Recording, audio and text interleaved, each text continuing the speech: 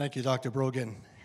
I wish I saw this presentation 14 years ago because I was on an incredible 13-month journey, but the reason I'm here was not because of Dr. Brogan's presentation. I just happened to stumble into that because I'm a big fan. I'm here because of a book launch for the woman in the orange back here that I'm sitting beside, Katika Newman, who's a filmmaker. She's just published a book called The Pill That Steals Lives, and the pill are antidepressants. And she describes in her book her 13-month journey when she started on antidepressant after she had gone through divorce and they were selling the house. She started with the one drug, was on 5 drugs, and after a year, she was a mess. No one knew who she was until she went from a private hospital to a public facility, cold turkeyed off the drugs, and a month later, she was back. And that's what's in her book.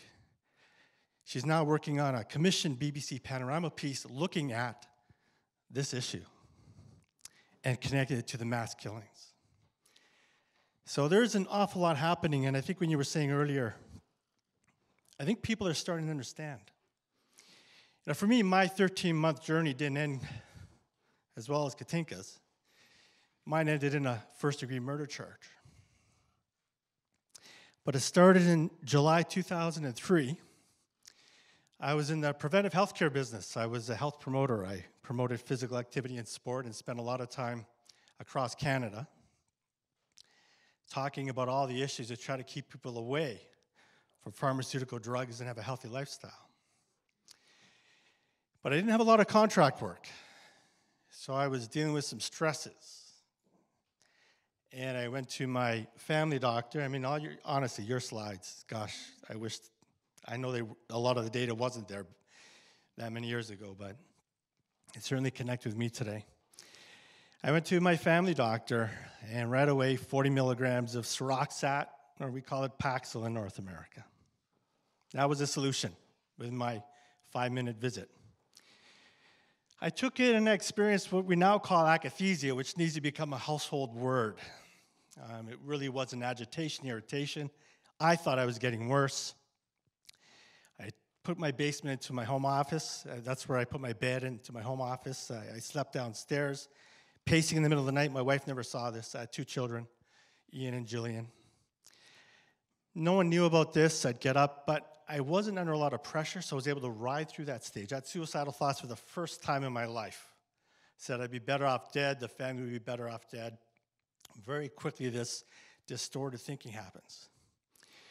But it settled down, and the drug actually took me to a different stage the first time in 2003. I became manic.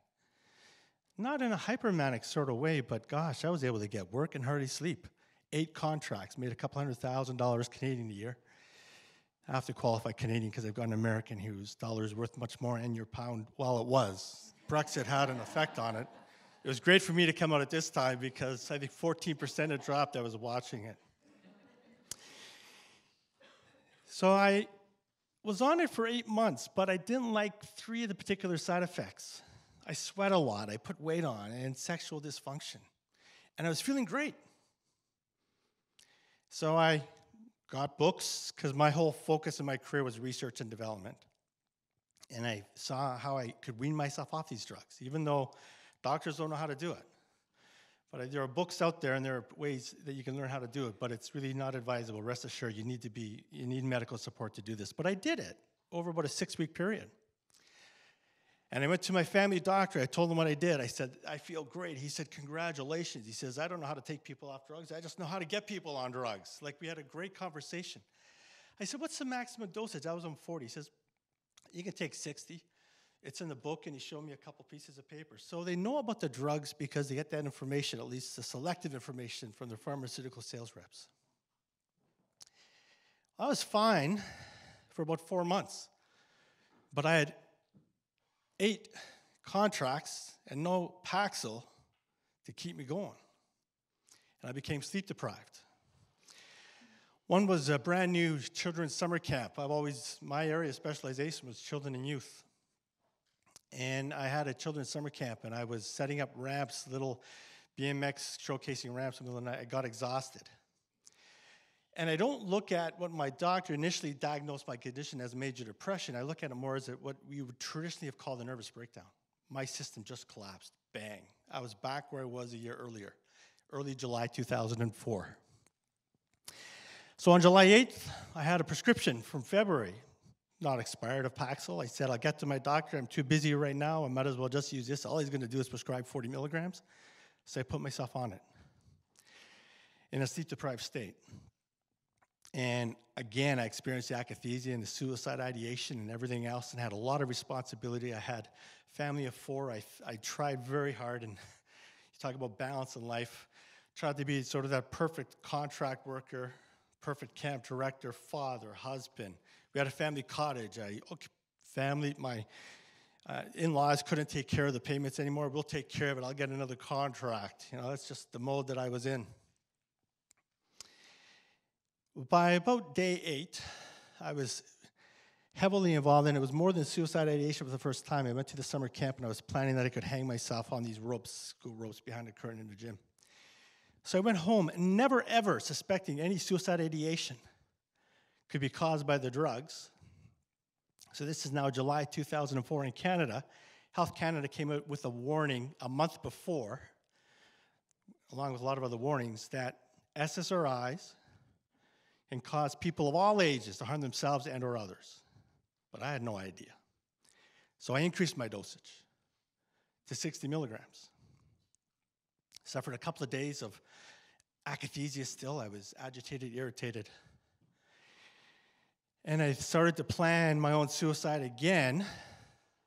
But the thing that happened, which to me is connected to some of these mass killings, is I actually would have been perceived as becoming better by people outside of me.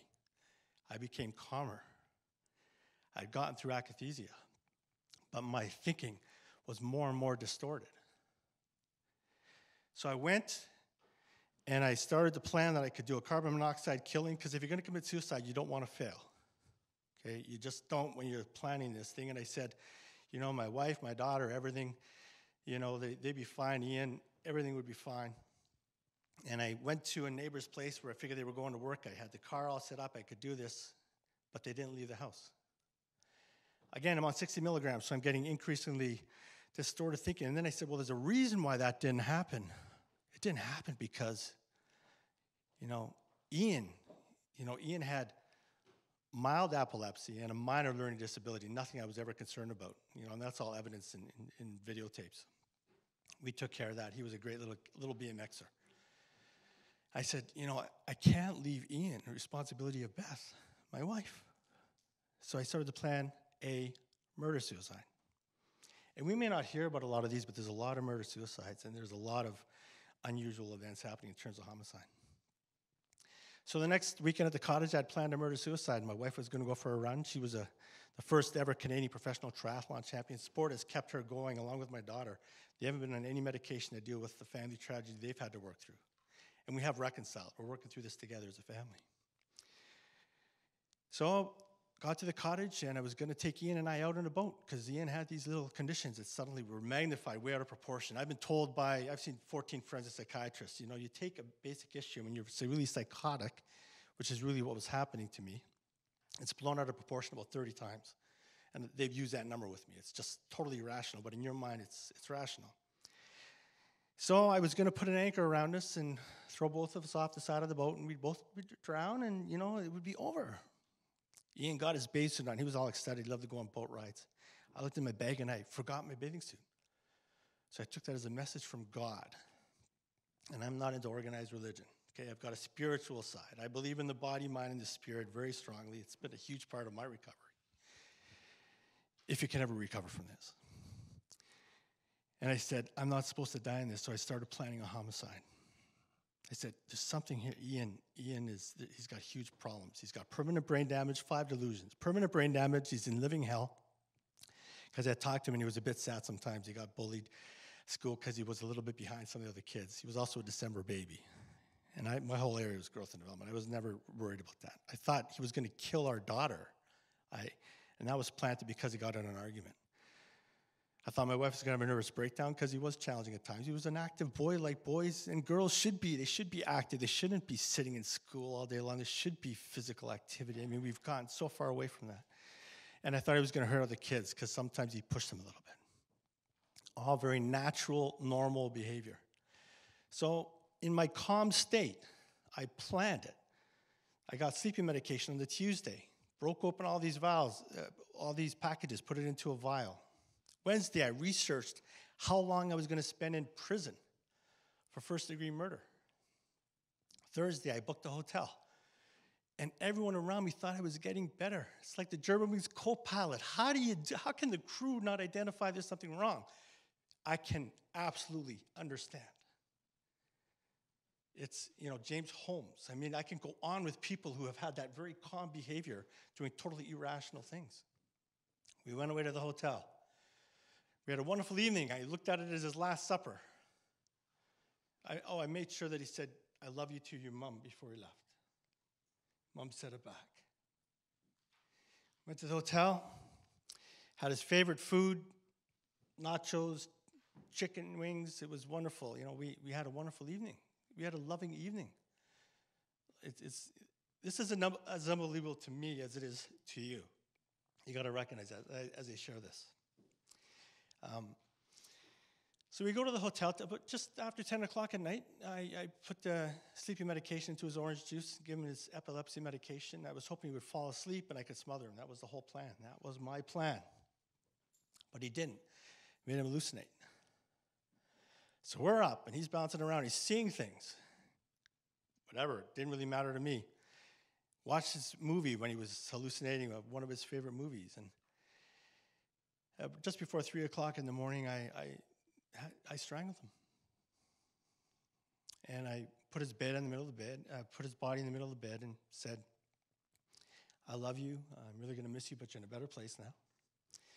I sat down and watched TV until I packed up our bags, put them in the car, all calm, not a tear, not a tear.